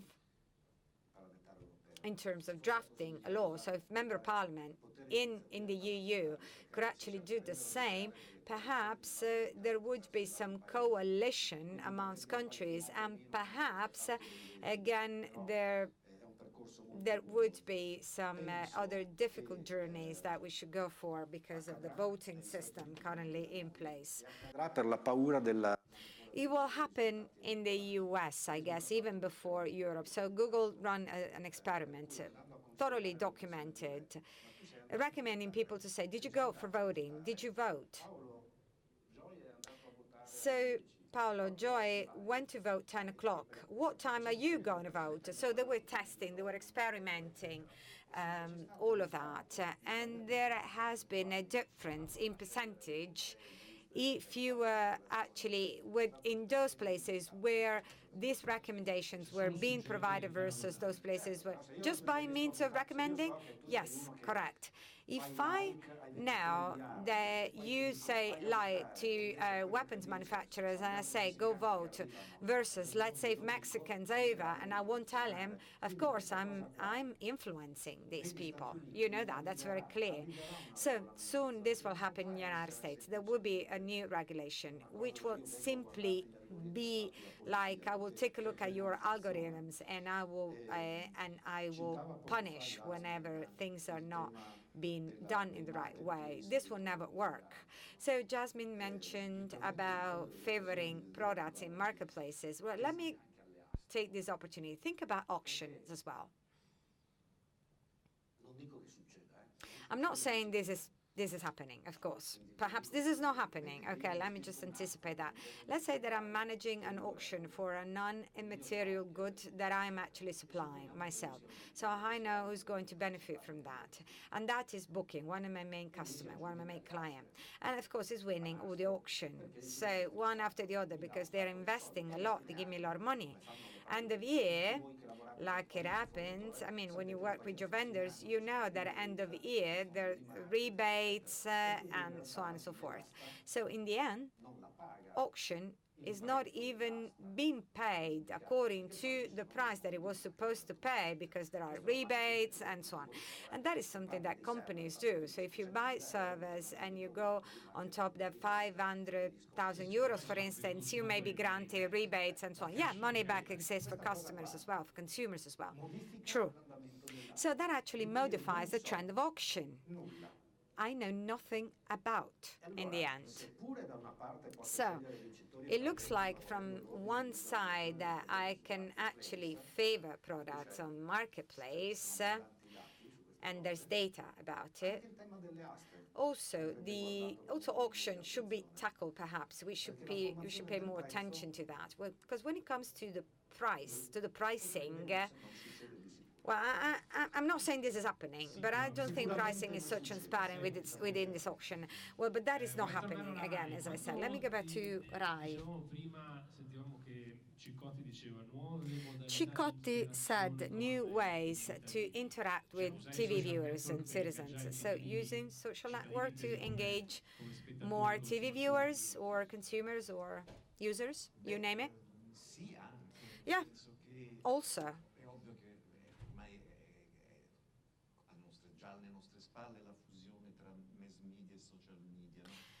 Mass media and social media merge has already taken place, has already occurred. So now the bottom line is let's take advantage of this interconnection, trying to deliver extra value to a relationship between the public service that Rai is playing and the end users. Let's say, have the first objective, not so much to for TV programs to be seen more, but is to deliver better content. And I may even say that we should learn on how to position ourselves in the bigger shift from linear consumption and non-linear consumption of audiovisual content. That does not just simply means to have a video on demand. It means far more and foremost that media company has to become a content deliverer as well. And that implies the issue of the enterprise size, which some of you mentioned before. So it has to do with the size of the companies in the first place. So our industry, audiovisual broadcasting industry, has very much been overwhelmed by large acquisitions and mergers over the last 2 years. We all know about them. So Disney has bought Fox for vertical integration purposes. Comcast purchasing Sky, or oblique, where AT&T buying DirecTV.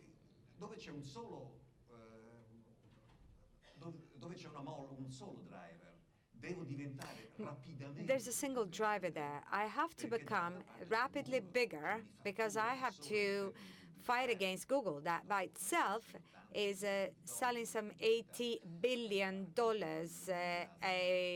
in terms of worldwide funding yearly, which is greater than the total turnover from Disney. So the idea is that media companies shall become OTT because they shall confront with that with this new scenario, and that, of course, we cannot run away from comments around the size of companies. Well, let me say that for RAI, this is a particularly delicate matter, as a commercial broadcaster can become a media company by integrating with other subjects and then escalating up. Whereas RAI, of course, a public service, has to find other ways to ensure competition is still in place. Also, we're speaking through broadcaster becoming media companies, but the same concept of media company is already obsolete. If we take a look at film production and TV series production, who are the key players that are investing worldwide? Netflix, for sure, but Amazon as well. So very, very rapidly, very quickly. So Netflix invested $8 billion amongst movies and TV series, 4.5 for Amazon. Apple, 2.5. Apple invested in TV series exactly same amount as HBO, which is part of the old traditional obsolete, if you will. So the Game of Thrones and so on.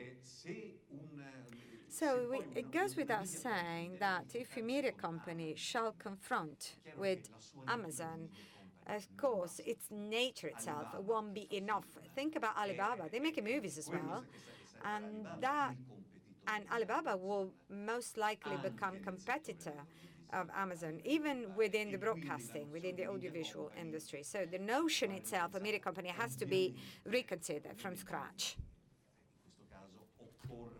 And of course, we shall have politicians in place making the right decision, not only coming up with new regulations, though. They shall deliver, they shall develop the new backbone for this whole industry.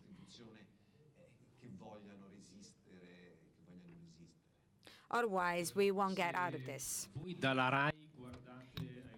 You, from RAI, if you look at your European colleagues, is there any former broadcaster, so public company, that is behaving really well to face the future? Yes, it's BBC. But it is playing its game with the rules of media companies very well, actually. Especially, well, it has identified the internationalization of some key markets, like the formats and the TV series. This was done by them 15 years ago. Also because, and now I'm going back to politics, because the UK, why has it become a superpower on the market of formats and also series? Because around the year 2000, an industrial strategy policy was done to multiply entities. Well, I'm not going to dwell on this, but because it's very complex, with the intervention of the rights and a reform on ownership, etc. BBC really used well the rules of media company, but now the rules are changing because, as I said before, it's not the media company, it's the global digital player. It's Amazon, Alibaba, and Google. So, you know that Apple TV is trying to find a spot. And I was mentioning their investments. And I was also talking about the size of the investments they are making. So when these entities come, the old BBC will have to learn new rules of the game, and it probably need a country system supporting it, and also a strategic framework. Mr. Cioffi, we talked about, well, we focused before on cloud and this project. Now, talking about innovation and talking about sectors and areas on which we can invest as a country, but then, of course, also trying to find the support of other countries. So which other areas can be seen? Well, there are many things, of course. First of all, I wanted to tell Stefano about the European Parliament. Well, we can have a European Parliament. I wish we could have laws being made by the European Parliament, but I guess that is too early now. Now, everything we said up to now, well, there is something that we should mention is artificial intelligence, because we were talking about media companies. I don't know whether artificial intelligence is interested in watching a video, because great players are investing on this. Google has bought, the famous English company with this, and then the various chess games and the challenges and competitions. This defeating the Chinese player in this game that is very popular in China. Artificial intelligence will probably change everybody's life in such a deep way that maybe what we're saying today is what we're going to see in the near future. But also, I mean, everything is going to change in the next decades. It's a great technological challenge. And also about the essence of man. Maybe politics will have to ask these questions. Whether the role of man as a biologic entity is still a role that we can play, because I'm not sure. I want to think about these challenges and what politics can do and what human beings can do to try to, not to be overcome and defeated by machines. I don't want to be pessimistic. I'm just asking questions. So everything that is related to artificial intelligence with deep learning, with neural networks, this poses a great challenge for us. And this is the challenge of the great giants in the web. They are the ones who are leading the game.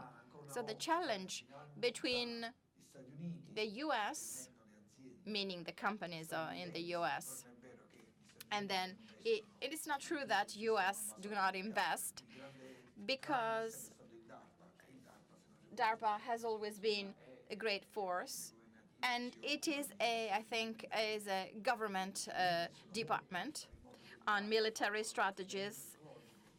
And of course, this must be disseminated to all the companies. And then on the other side, Chinese companies with a centralized society. And the great challenge that big players are facing on artificial intelligence is really huge. So again, here, as Europe, are we asking ourselves whether we want to fight in this challenge? Now, the European Parliament approved on September 2018, approved a resolution to answer the question made by great researchers on artificial intelligence to prevent it to be used for weapons. The European Parliament was the one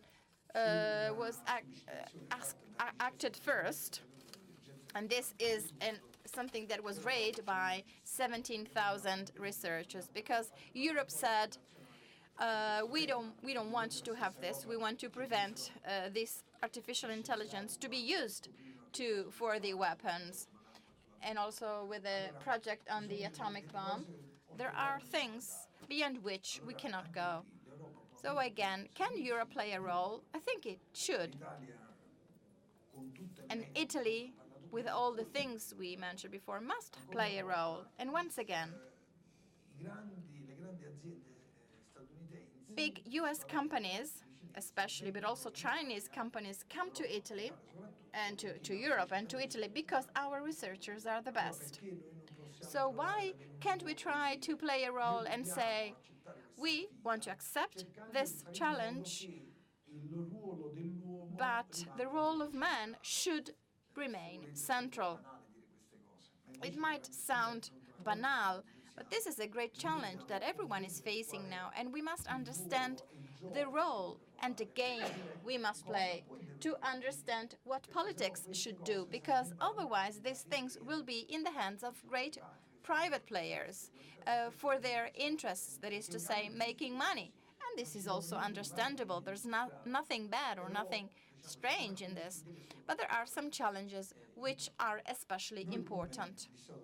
As Ministry of Economic Development, we have started to have 2 calls for experts on the blockchain and artificial intelligence, so that we can have this strategy that we would like to finalize within March on these 2 issues to try and push the European Union to move on this. We were saying that in the next 7 years, 1.5 billion, well, for the Commission is going to be invested. I think that Korea invests 7 billion, China 25. So you need to be more performing. We need to do more. And we cannot just sit and watch, because otherwise Europe will disappear. We need to have the courage to take these challenges. We believe that there is a third way.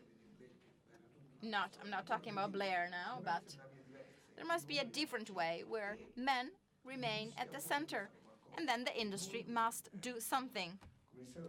As in the ministry, we want to do something so that all the capabilities are included in the network. For example, all the database of all Italian researchers in the world. We didn't have this before, so we started to do this because we want to put everyone, this system in a network. So many things that can be done. On artificial intelligence, we also have expertise to do that in Europe. And that is one of the elements where we can say that we need to make sure that we remain competitive and we can drive the market. This is why we wanted to invest. I think that now this is the question, les jeux sont faits? No, this is not true. If we don't want it to be this way, we need to try and think about the resources we have and where we are good. On all the platforms, we said that platforms are all Chinese or American. Yes, that's true. Figures are very clear. But it is also clear that there are big European platforms which had to go to the US for the famous scale-up, and then maybe they come back to Europe, and we know what we are talking about. These things should not happen. And this is why we have to work in Europe. We need to be like in the Silicon Valley, because everything is easier. Funding is easier. For example, it's good to make laws, and we are working on this. But apart from this, we need to support companies to leverage innovation. We have many small startups in Europe, and a good idea could revolutionize the market. So we really need to help this. We have a program, Startup Europe, helping these companies to develop.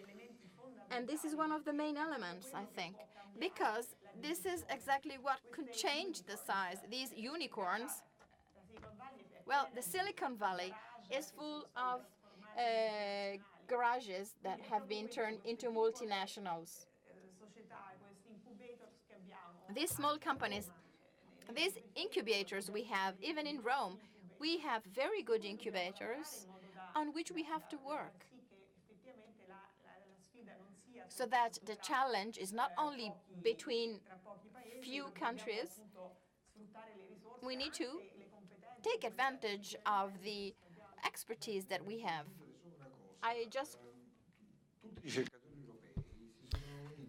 All European researchers have recently met on AI, trying to create a critical mass. The initiative is called CREATE. What they've done, they'd love to come up with a laboratory, some sort of a workshop.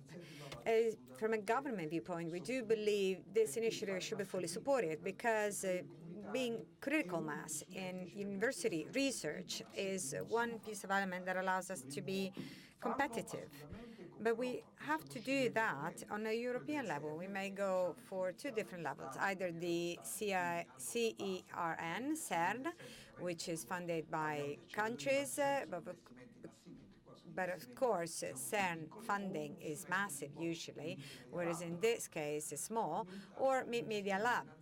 So with the funding, with the mixed hybrid funding systems, where also private can step in, private investor can step in.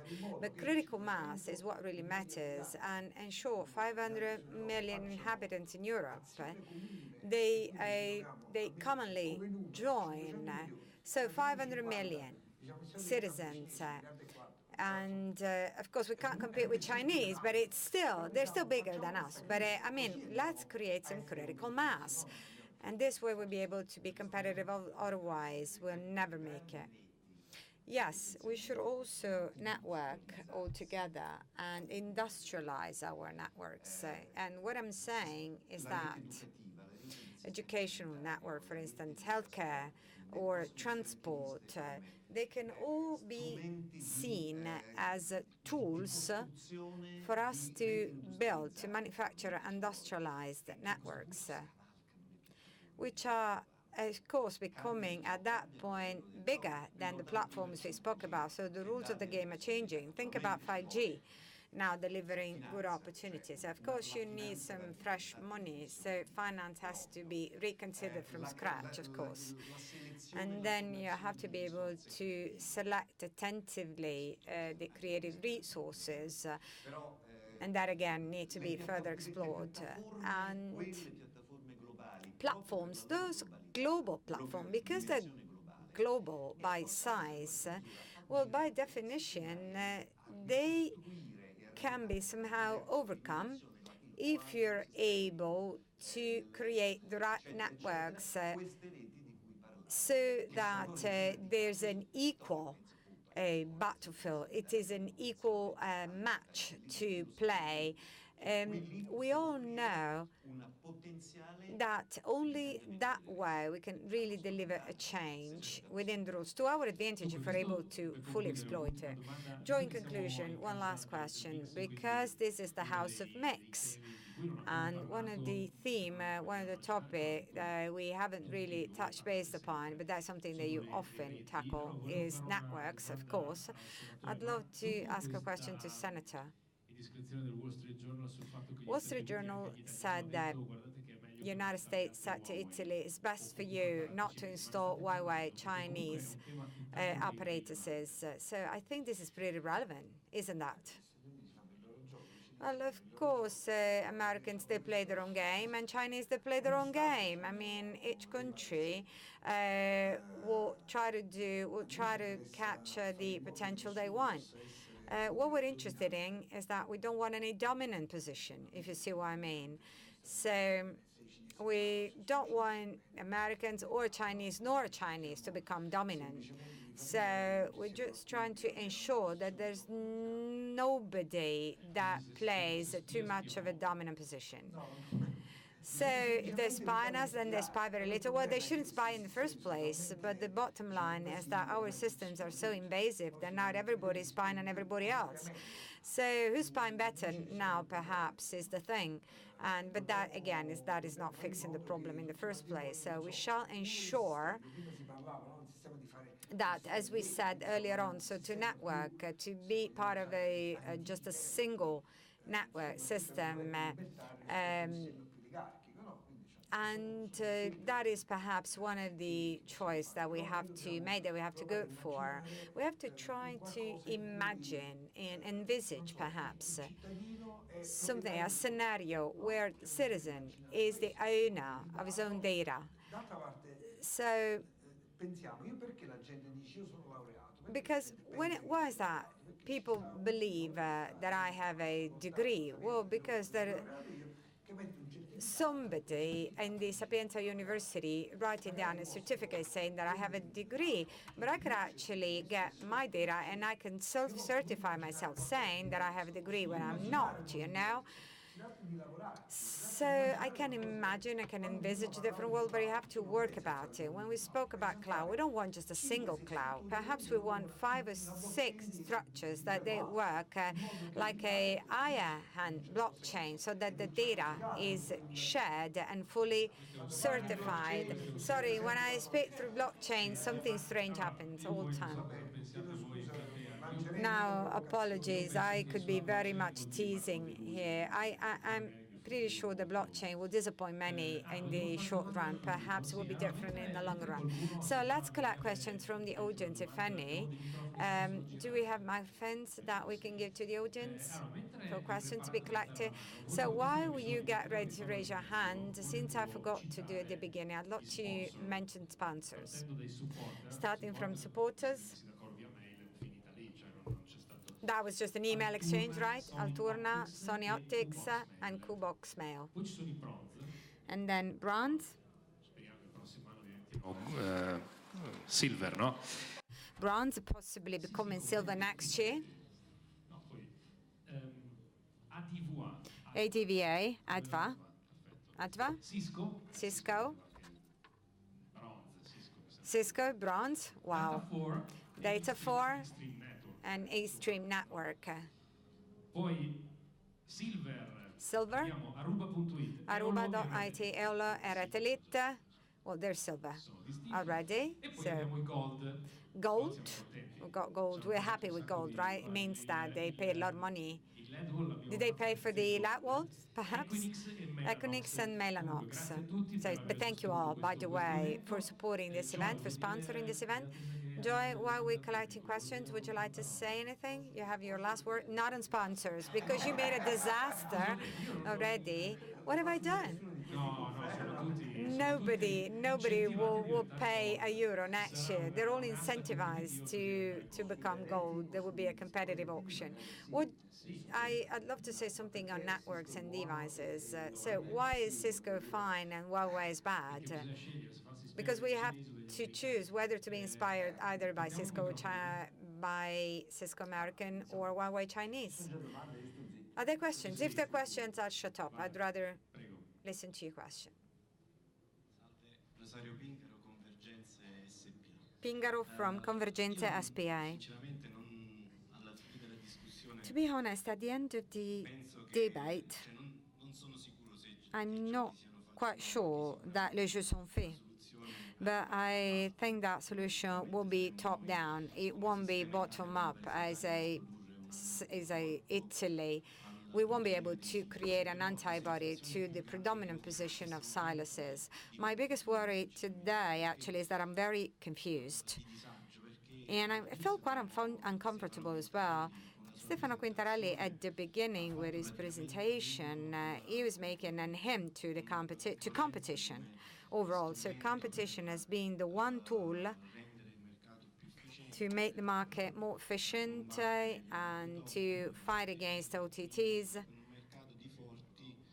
In a market of strong players, we must be more competitive. And we've noticed that from an institution viewpoint, there's something that we're trying to do around competition. But then, that same institution within technology industry, within the telco industry, when it comes to networks, actually they're doing quite the opposite. That is, after Fenus amendment, they're saying, in a market of weak players, because indeed the network industry in Italy is made up of very small and weak players, not as big as OTTs, and actually competition has made them lower prices, and actually price in Italy, they are the most competitive Europe-wide. So that amendment itself is actually leading to a regulatory framework which is envisaging for a unique network cluster against competition. So I'm wondering, my question is, Is competition a pro or a con? What is that? How should I look at it? And what are the tools that can be deployed, that we can have in place? So I'm very confused, very, very confused. Stefano, vai. No, perché anche se non dici niente, lui già è confuso. So he's very confused. Perhaps you want to clarify. Yeah, I'll make him feel even more confused. Well, competition for me is always positive, is always to go for. And technology-enabled competition, and then it's up to the regulatory framework to use it effectively, to use technology in favor of competition. Good that we have regulations on platforms, on European platforms as well. Hopefully it will evolve quite fast. That's what I hope for. Technology enables for us to introduce competition more and more. Perhaps we should go back to the origins. That was the bottom line of my speech earlier on. And I think this is internet now very much resembling videotel is not something that I'm very happy with. Di rete unica. Unique network, well, I feel kind of itchy, you know? There's no single, there's no unique, united network. We're not aiming for that. We don't want internet to be fully regulated top-down in a monopoly fashion. Otherwise, we go back to SIP, not to TIM. We go back to SIP, to what was there before. We go back to the Pascal, if you want. So what we're actually doing, we're just acknowledging that a capillary, widespread infrastructure, physical infrastructure, fiber optics, reaching out to everybody, is sitting stable as long as it covers over 55% of the market. So there's no market. Otherwise, the other one cannot stand, cannot be solid. So we just do one, covering a single layer. So the magic of internet being explained by a research a few years ago. If I have contents, codes, and conduit distribution networks, even if conduit is proprietary, and it is, and that's the case because there are many players competing with one another, selling services, transport services, then it can still be solid. And that was the case, actually, for a while, although some layers are monopoly, poorly regulating, some others are competing because they're interchangeable and they're not integrated in a vertical way. And this is something that we used to say a while ago already. And then over-the-tops stepped in. And over-the-tops were not delivering any telco. But of course, they've just disrupted anything. They found out at some point they could also do some services for infrastructure purposes, but that was just complementary. So once I've been disrupted, now I play my share. So this is the scenario that we are coming across. I don't think it's to be blamed to telco, not the small, not the big, not those that work in a monopoly fashion, because in a country there can be a single natural monopoly. A natural monopoly is not a monopoly per se. It's just acknowledging that there's a single player in a country. One consideration. In 1992, when telecom, imagine if it had done the Socrates project, so cabling the whole of Italy with optical fiber back in 1992, it would have been a revolution. We would have been the most advanced in the world, as we were. But then, unfortunately, a mix between politics and company produced a total block of this, because then we all know what happened. And so now we are lagging 25 years behind. This is a huge delay. It's not easy to go back to that reality and performing again. But infrastructures are important, like a natural monopoly. In Italy, many strange things were done with natural monopolies like the highways, but I'm not going to dwell on this, and I apologize for this. It's 7. We should finish at 7. We don't have to leave the room, but if you have questions, we can go ahead. But it's up to you to decide. There's a cocktail waiting for us outside. So who is going to take this responsibility? Well, I guess you're manipulating people. So thank you. Thank you, people all over. I also would like to thank the audience. And let's have a nice evening.